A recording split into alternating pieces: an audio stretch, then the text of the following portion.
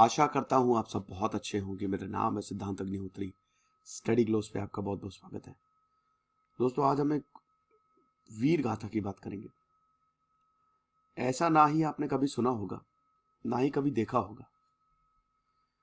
ये कहानी ऐसी है जो आपको प्रेरित कर देगी। भाई, लीडरशिप लेसन्स आपको देखने को मिलेगा। एक्सेप्शनल लीडरशिप आपको गुरु गोविंद सिंह जी से देखने को मिलेगी। हम बात करेंगे दोस्तों बैटल ऑफ चमकौर की। भारत के इतिहास की वो बैटल जिसने इतिहास बदल दिया। शायद बहुत लोगों को पता नहीं, लेकिन इसी के बाद मुगलों का डाउनफॉल शुरू हो गया था और एक नए एम्पायर, सिख एम्पायर की, ये भले ही बैटल इतनी सक्सेस नहीं रही थी, सिखों को हार झेलनी पड़ेगी, क्योंकि दोस्तों यहाँ पे 40 सिखों के सामने 10 लाख की आर्मी थी। लेकिन उसके बावजूद जीत तो बहादुरी की होती है, और वो बहादुरी मतलब 40 सिखों के सामने 10 लाख की फौज। ये बहादुरी इतना ज्यादा, ये आप समझिए कि स्टोरीज बनी, इस पे कविताएं बनी, इस पे कहानियां बनी, और वही कि 1.25 से एक लड़ाऊं, गीदड़ा को मैं शेर बनाऊं, और वही कि चिड़िया नाल मैं बाज लड़ाऊं, 1.25 से एक लड़ाऊं, गीदड़ा को मैं शेर बनाऊं, तहूं गोविंद सिंह नाम कहूं। तो दोस्तों, हम बैटल ऑफ चमकौर के बारे में आज बात करने वाले हैं। मेरी तबीयत थोड़ी सही नहीं है। मैं अभी बैंगलोर गया था। आप मेरा जो नया ब्लॉगिंग चैनल, उस पर आप वो बैंगलोर वाला ब्लॉग्स देख सकते हैं। मौसम बहुत खराब था, तो वेदर चेंजेस की वजह से मेरी तबीयत थोड़ी बिगड़ गई है, तो आपको थोड़ा सा कॉम्प्रोमाइज करना पड़ेगा। तो बैटल ऑफ चमकौर जो है, बैटल ऑफ चमकौर साहिब जिसको बोला जाता है, it was a battle between Khalsa led by गुरु गोविंद सिंह। गुरु गोविंद सिंह जी आपको पता ही है, सिखों के आखिरी गुरु थे। सिखों में 10 गुरु आए हैं, एक नया रिलीजन, एक नया धर्म, सिखिज्म। गुरु नानक देव जी, गुरु पर्व अभी मनाया गया, आपको पता ही है कल। तो गुरु नानक देव जी का जन्म 1469 में हुआ था। उन्होंने सिख रिलीजन को फाउंड किया। खत्री परिवार से आते थे, व्यापारी थे, लेकिन बचपन से ही परमेश्वर में कुछ उनका वो था, ब्लेस्ड थे वो। He was a messenger.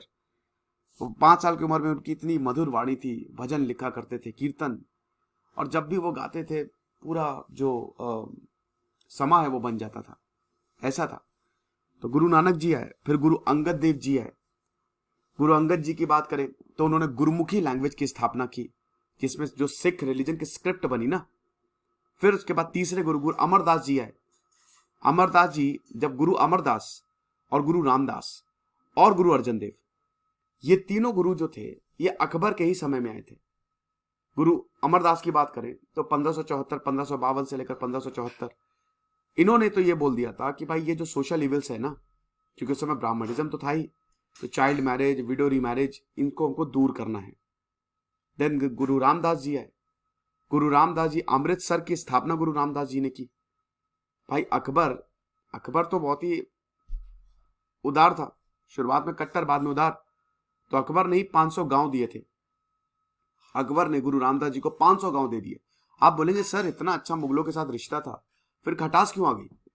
मुगलों के साथ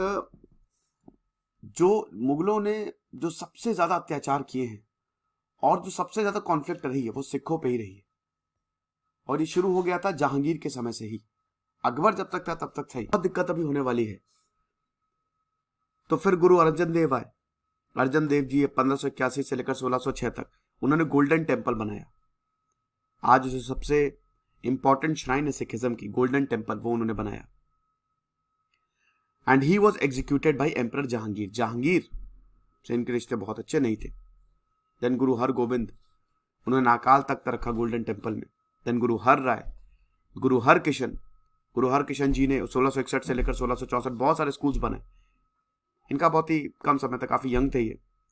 देन गुरु तेग बहादुर जी से, मतलब ये एक टर्निंग पॉइंट था, क्योंकि औरंगजेब ने, गुरु तेग बहादुर औरंगजेब से मिलने गए थे और औरंगजेब ने धोखे से इनको एग्जीक्यूट किया, इनका सर कटवा दिया था। ही वॉज एग्जीक्यूटेड। और आखिरी गुरु थे गुरु गोविंद सिंह जी, 1675 से लेकर 1708 तक। और गुरु गोविंद सिंह जी ने खालसा पंथ की शुरुआत की, और यहां से ही धर्म की रक्षा के लिए सिखों को आगे आना पड़ेगा। धर्म की रक्षा के लिए हमको एक आर्मी बनानी पड़ेगी। पंज प्यारे का गठन होता है और द 5 Ks, द 5 प्रिंसिपल गुरु गोविंद सिंह ने स्थापना की। अब यहां से गुरु गोविंद सिंह जी और औरंगजेब के बीच में जो टसल थी वो दिन ब दिन बहुत ज्यादा होती जा रही थी। तो ये एक बैकग्राउंड छोटा सा। अब अगर हम गुरु गोविंद सिंह जी की बात करें तो आप उनके बारे में भी आपको जानना बहुत ज्यादा जरूरी है। देखिए, मुगलों और सिखों के बीच में टोटल 14 बैटल्स हुई हैं। अब तक सबसे ज्यादा मुगलों और सिखों के बीच में टोटल 14 बैटल्स हुई हैं। इसमें कुछ में मुगल जीते, कुछ में सिख जीते, ऐसा।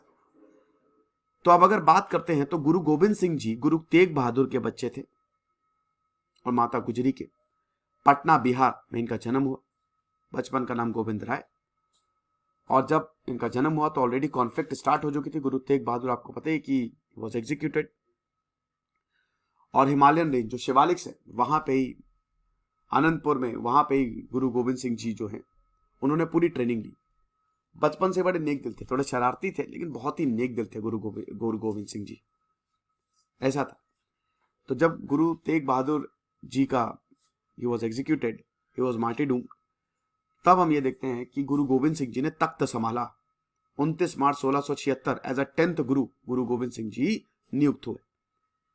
और उसके बाद गुरु गोविंद सिंह जी ने बहुत कुछ स्टार्ट किया। ही वॉज वेरी डिसिप्लिन, खुद तो डिसिप्लिन थे, पूरे सिख को डिसिप्लिन कर दिया, एकदम आर्मी को प्रॉपर ऑर्गेनाइज कर दिया। 1699 आनंदपुर वैसाखी का दिन, तो यहां पे इन्होंने पंज प्यारे का गठन किया और पहले खालसा पंथ की शुरुआत की। खालसा को अब इंस्टीट्यूट किया गया। 5 Ks, सबसे पहले केश, अनकट हेयर, कि आपको बाल बढ़ाने हैं, बाल कटाना उस परमेश्वर की तौहीन है। Then kangha, wooden comb. Then kara, iron और स्टील ब्रेसलेट आपको पहनना है। देन किरपांड, स्वॉर्ड या फिर dagger. Then kachera, short breeches, ये आपको करना पड़ेगा, ऐसा। तो गुरु गोविंद सिंह जी ने एक तरीके से आर्मी को पूरा ऑर्गेनाइज कर दिया। तो उनको पता था कि हमको, वो अटैक नहीं करते थे, वो सेल्फ डिफेंस के लिए लड़ेंगे। गुरु गोविंद सिंह जी, आनंदपुर, बैटल ऑफ आनंदपुर होती है 1701 में। फर्स्ट सेकंड बैटल हुई 1701। मुगलों को हार झेलनी पड़ी भाई। पाइंदे खान को गुरु गोविंद सिंह ने तीर मारा, उनके कान को छेदते हुए निकल गया, तो बुरी हालत। लेकिन आनंदपुर को घेर लिया था मुगलों ने बहुत ही चालाकी से, क्योंकि देखिए मुगलों की सेना यहां पे ज्यादा बड़ी थी। तो आनंदपुर को पूरी तरीके से घेर लिया। अब जब औरंगजेब ने यह ऑर्डर दिया कि भाई गुरु गोविंद सिंह को एक्सटर्मिनेट करो, और जब पूरा घेर लिया गया, तो गुरु गोविंद सिंह जी को पता था कि आनंदपुर को भाई सप्लाई काट दी गई, लोग अंदर हैं। तो एक थोड़ा सा वो साइन हुआ, एक एग्रीमेंट साइन हुआ मुगलों से कि आप हमको सेफ पैसेज दे दो। तो मुगलों ने बात मान ली। लेकिन जब गुरु गोविंद सिंह जी अपने 4 बच्चों के साथ जा रहे थे, याद रखिएगा यही 4 बच्चे जो हैं यही बैटल ऑफ चंकौर में भाग लेंगे। सबसे बड़े साहिबजादा अजीत सिंह, फिर जूझर सिंह, फिर जोरावर सिंह, फतेह सिंह, इन चारों को हम साहिबजादा कहते हैं। क्या बहादुरी दिखाई इन्होंने भाई। 17 साल, 15 साल, 7 साल, 5 साल, इतने छोटे 18 साल के भी नहीं हुए थे, क्या बहादुरी दिखाई। तो जब ये हो रहा था, जब इनको सेफ पैसेज दिया गया, तो औरंगजेब तो बहुत बड़ा धोखेबाज था ही। तो औरंगजेब ने बीच में ही अटैक कर दिया। वजीर खान, जो कि उस समय सिरिन का गवर्नर था, उसको ऑर्डर दिया, वजीर खान को औरंगजेब ने ऑर्डर दिया कि भाई गुरु गोविंद सिंह जो साम दाम दंड भेद, कैसे भी उनको मारो, कैसे भी उनको पकड़ो। अब गुरु गोविंद सिंह जो थे, ये तो चलिए मैं आपको बता ही चुका हूं। अच्छा, ये हमारे शानदार कोर्सेज है दोस्तों, आप जरूर, मुझे आई एम रियली सॉरी बीच में इंटरप्ट करने के लिए, करना पड़ता है। ये हमारे कोर्सेज आप दोस्तों जरूर अवेल करें, आपको बहुत ज्यादा फायदा होगा। ओके तो यहां पे हमें देखते हैं कि गुरु गोविंद सिंह जी जो हैं, उनकी फैमिली पे जब अटैक हुआ, जब वो आनंदपुर साहिब से जा रहे थे, तो गुरु गोविंद सिंह बिछड़ गए। आप समझ रहे हो, गुरु गोविंद सिंह जो थे वो बिछड़ गए। और ये अब हुआ क्या कि जो इनके 2 बड़े बेटे, जो 2 बड़े बेटे वो गुरु गोविंद सिंह जी के पास साथ चले गए, और गुरु जो माता गुजरी थी उनके साथ 2 छोटे बेटे। ये चीज है, यानी कि जो साहिबजादा अजीत सिंह और जूझर सिंह वो गुरु गोविंद सिंह जी के साथ, और जोरावर सिंह, फतेह सिंह माता गुजरी के साथ बिछड़ गए। अब माता गुजरी और इन दोनों को वजीर खान ने पकड़ लिया।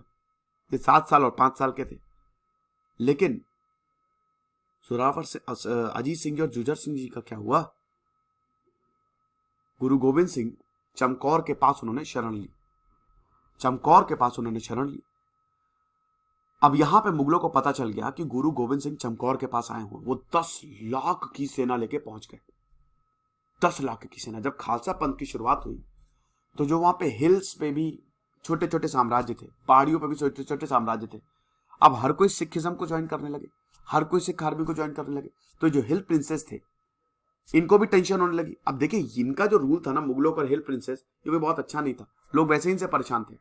तो लेकिन से अब यहां पे गुरु गोविंद सिंह सच्चाई के लिए, सच्चा बादशाह सच्चाई के लिए खड़े थे वो कि, और जैसे ही मुगलों को पता चला, जो मुगलों ने 10 लाख की सेना बनाई, तो जो हिल प्रिंसेस थे वो वैसे ही बहुत परेशान थे कि भाई गुरु गोविंद सिंह मतलब यहाँ पे सिखिज्म। तो जब ये अब उन्होंने मुगलों को बताना शुरू कर दिया, बोला कि हम भी आपको ज्वाइन करेंगे। लेकिन इधर गुरु गोविंद सिंह के जी के साथ हर कोई जुड़ता जा रहा था, हर आम इंसान जुड़ता जा रहा था, क्योंकि वो सच्चाई के लिए खड़े थे। तो यहां पे पूरा प्लान किया कि चमकौर में ही गुरु गोविंद सिंह जी को खत्म करते हैं। तो 20 दिसंबर 1704 1704 यहां पे गुरु गोविंद सिंह जी और 40 सिखों ने यहां पे कैंपिंग की। ठीक है।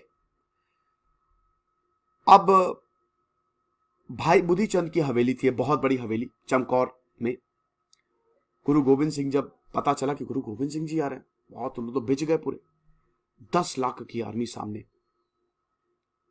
और जो वजीर खान था वो चमकौर के किले के बाहर वेट कर रहा था और वो बोल रहा था कि चलो वापस आओ, वापस आओ, अरे मतलब बाहर निकलो, बाहर निकलो। गुरु गोविंद सिंह को बार बार आह्वान दे रहा था। और उसके बाद गुरु गोविंद सिंह ने खूब सारे तीर मारे और ये बता दे कि हम बाहर तो नहीं आएंगे। अब करें क्या, बाहर इतनी बड़ी सेना खड़ी हुई है। तो गुरु गोविंद सिंह जी ने अपने बच्चों तक को कुर्बान कर दिया धर्म के लिए। बाबा अजीत सिंह जी वो गुरु गोविंद सिंह जी के पास गए और बोला कि मुझे आज्ञा दीजिए कि मैं मुगलों से लड़ाई कर सकूं। 8 सिखों के साथ गए थे। गुरु गोविंद सिंह जी ने उन्हें शस्त्र दिया और बोला जाओ फतेह हो। वजीर खान जो है जल्द से जल्द पूरे किले पे कब्जा करना चाहता था।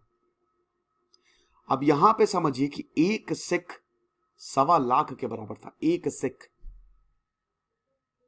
अजीत सिंह जी ने बहुत ही बहादुरी से लड़ाई करी। लेकिन दोस्तों यहां पे वही है ना कि बहादुरी फुल ऑन थी। एक एक सिख जो है वो हजारों पे भारी पड़ गया। अजीत सिंह जी ने तलवार से लड़ाई की, दोनों हाथों में तलवार। ऐसा नजारा था कि ये देख के हर कोई चौंक गया कि भाई ऐसा, मुगल भी चौंक गए जो वहां थे। भाई ऐसा कैसे हो सकता है, इतनी ज्यादा बहादुरी। तलवार नीचे गिरी तो कृपाण, कृपाण नीचे गए तो हाथ। लेकिन वो लगातार लड़ते गए ऐसा। लेकिन अनफॉर्चुनेटली हम ये देखते हैं, ये मैं आपको बता ही चुका हूं सब। अनफॉर्चुनेटली हम देखते हैं कि बाबा अजीत सिंह जो थे वो कब तक आप करेंगे, उनकी शहीदी हुई। अब उसके बाद उनके यंग बेटे जूझर सिंह जो सेकंड बेटे, उन्होंने बोला कि अब पिताजी अब मुझे जाने का मौका दीजिए, अब मेरी बारी है, मुझे इनसे लड़ाई करनी है। तो यहां पे जूझर सिंह भी गए सिखों के साथ और उनसे लड़ाई की। और जो बाबा जूझर सिंह जी जो थे उन्होंने तो समझिए कि सत श्री अकाल का नारा लगाया, जयकारा लगाया। और उसके बाद वो कूद पड़े एकदम युद्ध में। युद्ध के मैदान में ऐसी बहादुरी किसी ने देखी ही नहीं थी। जो सामने आ रहा था बाबा जूझर सिंह जी के, उसके हाथ पैर कांप रहे थे कि भाई कैसे लड़ूं मैं। ऐसा जूझर सिंह जी के साथ 3 और सिख थे। हर कोई शॉक्ड, वजीर खान भी शॉक कि भाई ये कैसे हो रहा है। लेकिन अल्टीमेटली बाबा जूझर सिंह भी बहुत देर तक उन्होंने लड़ाई की। लेकिन वही है कि सेना बहुत बड़ी थी मुगलों की, ये चीज है। अब इसके बाद माता गुजरी और जोरावर सिंह जी, फतेह सिंह जी वजीर खान के पास ही। जोरावर सिंह जी सिर्फ 7 साल के थे, फतेह सिंह जी सिर्फ 5 साल के थे। वजीर खान का कोर्ट, सब मिनिस्टर बैठे हुए हैं, सामने दोनों आए। वजीर खान, अब सोचिए कितने छोटे हैं ये जोरावर सिंह जी, फतेह सिंह जी। वजीर खान की बखिया उधेड़ दी ये चीज। तो वजीर खान से जो सवाल जवाब था, वजीर खान तिलमिला गया। इतने छोटे बच्चे मुझे कैसे पछाड़ रहे हैं।